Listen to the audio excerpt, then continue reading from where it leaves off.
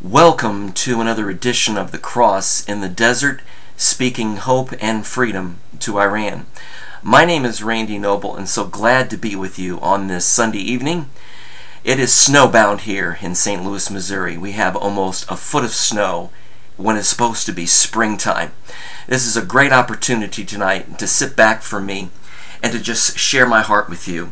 Right now, in Iran, my Iranian friends are celebrating the Persian New Year, known as Nowruz. And I want to take just a second out to wish them peace and freedom in this new year, because this is what my program is all about, speaking hope and freedom to my friends in Iran. Tonight I want to talk to you very briefly about something I heard from my friend Atefi about a month or so ago as they were preparing for Nowruz in Iran. The tradition among a lot of my Iranian friends is to go out and to buy new clothes, to buy new things. Well, as you well know, the economy is terrible in Iran right now with the sanctions and the difficult time it is for them to really have any money. But my friend Atefi went out to the stores and she came upon a very tragic situation. My friend Atefi gives me a lot of great ideas. She's the reason behind my recent book, The Rose of Nowruz, Dreams of Hope and Freedom. Her stories have inspired me. I've used her ideas in my book. Well, anyway, she was at a particular store in Tehran, and the local security forces, the police, were there questioning the shop manager. And she was interested in what they were discussing. She came to find out one of the reasons why they were questioning the lady that was in charge of the shop is because the mannequins in the window didn't have hijabs. Now, you know, if you live in Iran, that the cultural mandate and that the law is you can't go out publicly unless you're veiled, unless you have a chador or a hijab on, or both. And the store owner was going to be fined if she didn't put hijabs on the mannequins. My friend Atefi said, this is insane. This is tragic. Mannequins, lifeless displays in the window, have to also have hijab on. They have to also be veiled. I wrote my blog about this, and I titled my blog, Image is Everything, because that's the tragedy of the cultural law in Iran. You see, the Ghastir Shad police patrol the streets of Iran every day, making sure that its citizens are veiled, are attending the dress code, that they're wearing what's in conformity with the Islamic dress code. And of course, the main thing you must wear if you're a woman is the veil.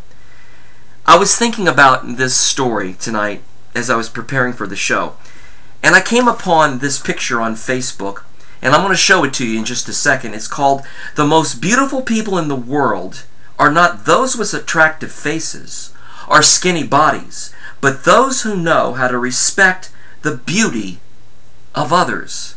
And here's a picture of Princess Diana, tragically killed, of course, in 1997.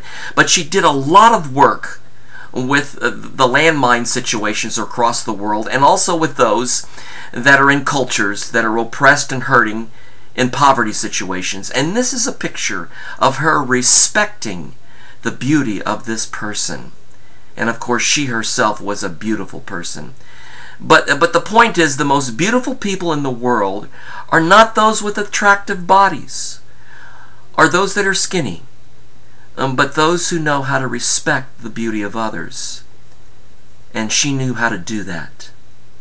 I thought right away of the way my friends in Iran are treated, and they're not respected. And they're not respected for the beauty of who they are. And they're treated much like the mannequins in the storefront window. As long as they have a hijab, image is everything. As long as they're in conformity to the Islamic law, image is everything. And they don't look at the beauty of who they are, but what they're wearing. As long as they have the hijab on, that's their self-worth. That's the way the regime treats their people in Iran. And I thought, they treat them just like mannequins, and they probably wished that they were just like mannequins. Remember, a mannequin is this lifeless representation in the window. It can't speak, it can't talk back, it wears what you put on it. And that's what the regime would hope that all of its citizens are like.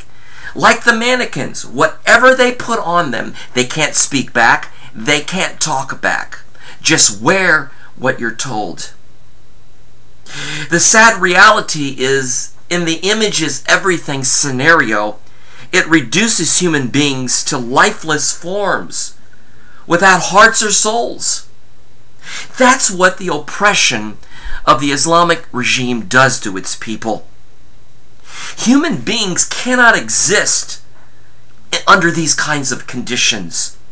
And they quickly lose all self-worth and esteem, and that's exactly what false religion does. It robs people of all its meaning and purpose in life and reduces them to these mannequins, to these puppets on a string. Well, you know, God didn't create us to be lifeless forms, mannequins, puppets on a string.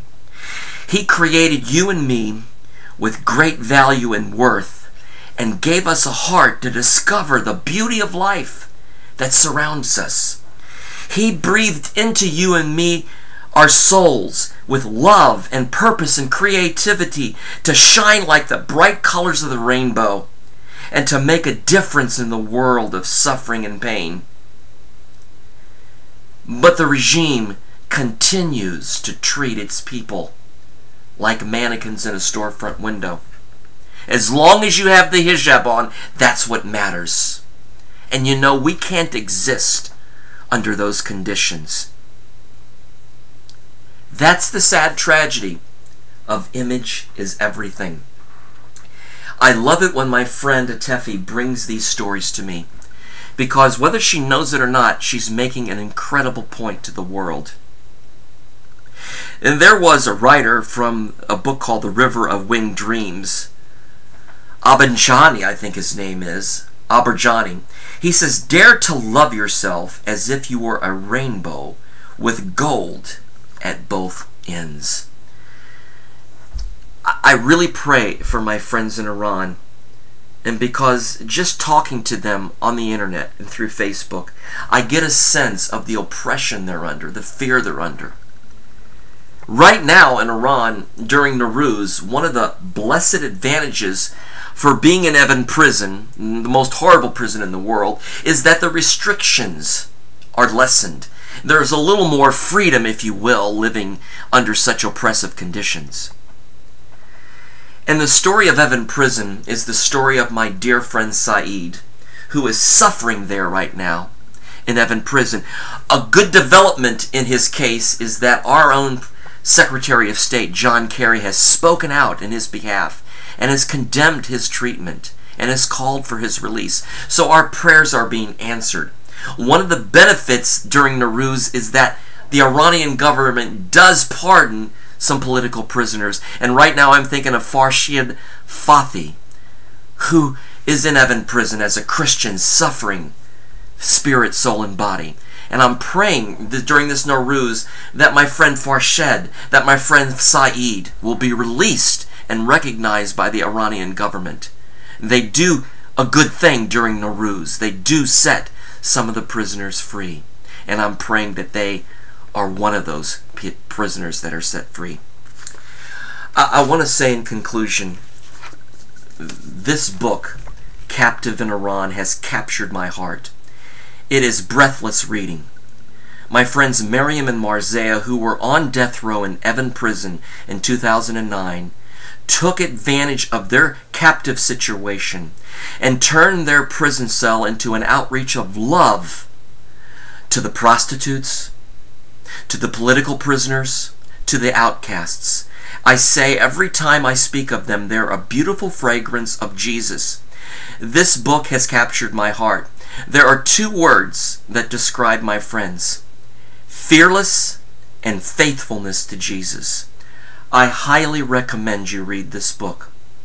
You will get to know the heart of Christ in them when you read Captive in Iran. they stood boldly up against their interrogators. They weren't afraid, and they said, "Execute us, because we're not afraid to die. We love Jesus, and you cannot silence us here in this prison cell." And so as I read Captive in Iran, I think of Saeed, I think of Farshad, and I pray daily that God will use them in mighty ways to speak to the darkness in their prison cell, to speak to their captors, to speak to those who are oppressing them, that when they see that people like Saeed, who just recently said, "The power of forgiveness is the greatest strength I have."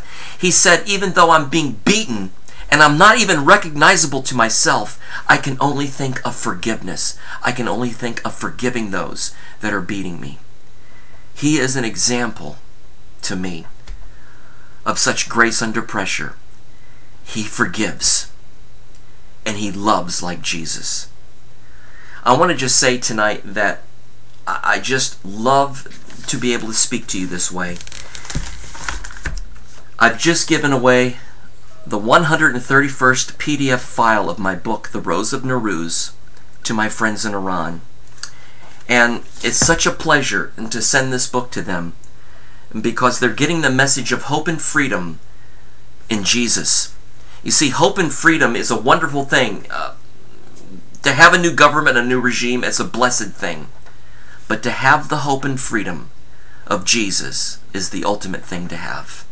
And so I'm praying for my Iranian friends that in this Nowruz, as they read my book, The Rose of Nowruz, they will discover the hope and freedom that is truly found in Jesus. Because you can have a new government, and you can have all the money and wealth in the world, but unless you have Christ, you don't have the true hope and freedom that you need to have. And that's what the message of The Rose of Nowruz is that the dreams of hope and freedom are found in a person who can set us free from the bondage of sin and give us a heart of love and compassion.